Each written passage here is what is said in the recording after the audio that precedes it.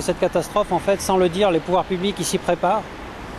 Ils se préparent à nous expliquer qu'après un accident majeur, on peut continuer de vivre dans les zones contaminées, parce que la Russie, elle a un territoire 40 fois plus grand que la France, et ils n'ont que 17 réacteurs en service. Alors que nous, on a un territoire 40 fois moins grand que le leur, et on a 58 réacteurs en service. Donc on ne pourra pas évacuer, avec un accident majeur ici en France, on ne peut pas évacuer les populations, donc ils vont nous expliquer. Ils vont devoir nous expliquer qu'on peut vivre comme on pourrait continuer à vivre avec une pandémie de grippe H1N1.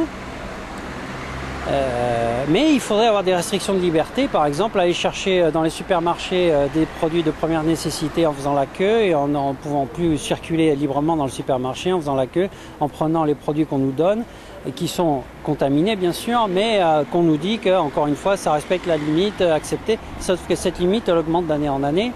Parce que Golfech rejette chroniquement des déchets dans la Garonne et dans l'air depuis 20 ans maintenant.